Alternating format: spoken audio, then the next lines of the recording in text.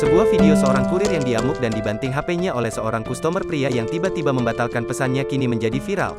Video itu diunggah oleh akun @kabarnegri di jejaring media sosial Instagram pada Sabtu, tanggal 23 April tahun 2022.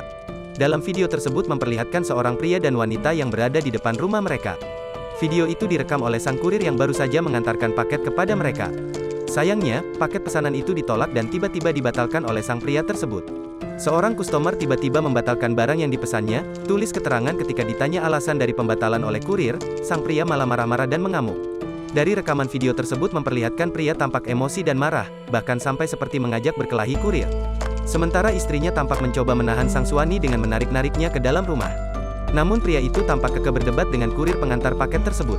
Pria itu marah-marah seraya menunjuk-nunjuk ke arah kurir. Mereka tampak berdebat di depan rumah itu.